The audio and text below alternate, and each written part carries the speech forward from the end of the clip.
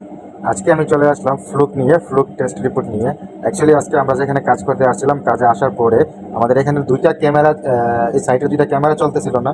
তো ক্যামেরা না চলার কারণে আমরা ফ্লুক মেশিন নিয়ে আসছি যে কেবলটা চেক করবো কি কেবলটা কেন ক্যামেরাগুলো চলতেছে না, কেন, কি প্রবলেম। কারণ আমরা অলরেডি কেবল আগে চেক করছিলাম যে মেশিন দিয়ে কেবল ওপেন দেখাইতেছিল। তো এখন আমি ফ্লুক টেস্টের এখন এই যে ফ্লুকটা টেস্ট রিপোর্টটা চেক করবো এখন কেবল আসলে কেন চলতেছে না। দুইটা ক্যামেরা গুলো এই যে এখন দেখাচ্ছে। তো এই যে দেখেন শো করতেছে, দেখেন 8টা ওয়ারের পেয়ার কোরের ভিতরে 3টা কোর কাটা, ঠিক আছে। তো এখানে আমাদের শো করতেছে 3টা কোর কাটা, যে কারণে আমাদের ক্যামেরাগুলো চলতেছে না। এই যে আমাদের কেবলটা কাটা। তো আজকে অনেক দুপুরবেলা, মানে এত পরিমাণ রৌদ্র বাহারাইনে, এত গরম। আমি আর আমার কোম্পানির আরেকজন কলিগ, আমরা দুইজনে কেবলটা কাট খিঁচতেছি, মানে নতুন করে আবার কেবল ডালতেছি। যে কেবলগুলো কাইটা গেছে, খারাপ হয়ে গেছে, সে কারণে ডালতেছি। তো আজকে এত পরিমাণ গরম যে অবস্থা খুব সিরিয়াস। রোদের তাপও অনেক, কারণ রোদের তাপের কারণে আমরা তা ভালো করে তাকাইতে পারতেছি না।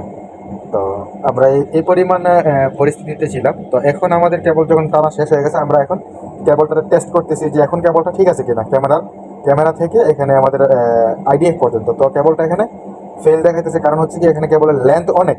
কেবলটা হচ্ছে 134 মিটার লেন্থ, কেবল লেন্থের বেশি কারণে সে কারণে ফেল দেখাইতেছে। তো এই কারণেই আমাদের এখন ক্যামেরা ওয়্যার সব কিছু ঠিক আছে, ক্যামেরা চলতেছে।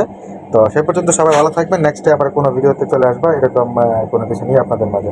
আল্লাহ হাফেজ।